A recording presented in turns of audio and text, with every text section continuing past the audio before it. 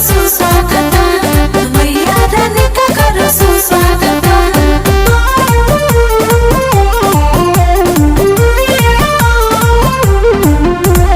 ढोल बजाओ झाल बजाओ खूब बोलो जयकारा मैया का पंडाल सजाओ सुंदर प्यारा प्यारा। आइल बाणी मैया अपन अंगनैया छोड़ के पहाड़ रहे निमिया के छैया। जय मां जय मां। आइल बाणी मैया अपन अंगनैया छोड़ के पहाड़ रहे निमिया के छैया। ठीक होई न बोली के हो जे बजाओ डीजे दस होई यही जे बजाओ डीजे दस होई यही जे बजाओ डीजे डांस होई यही जे।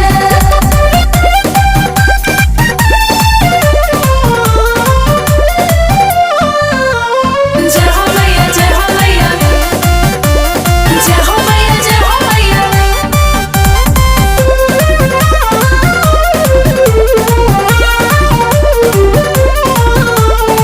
माई के पाके हो दिल बा दीवाना रह कोई ना खुशी का ठिकाना।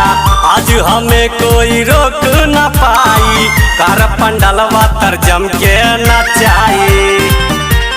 जय मां जय मां। माई के पाके हो दिल बा दीवाना रह कोई ना खुशी का ठिकाना। आज हमें कोई रोक न पाई कर पंडलवा तर जम के नचाई। वाले कपड़ा पसीना से भीजे बजाओ डीजे अरे बजाओ डीजे दस होई यही जे बजाओ डीजे दस होई यही जे बजाओ डीजे डांस होई यही जे। स्वागतम करो सुस्वागतम मैया रानी का करो सुस्वागतम।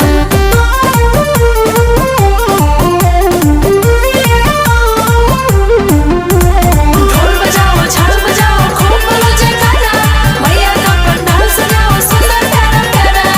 झुमता बगिया बहे पूरवैया ओ दिन सार गीत गावे चिड़ैया।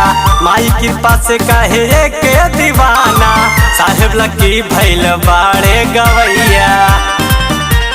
जय मां जय मां। झुमता बगिया बहे पूरवैया ओ दिन सार गीत गावे चिड़ैया।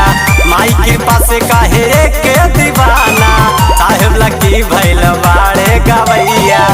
फुल कर साउंड कहता हूँ सीधे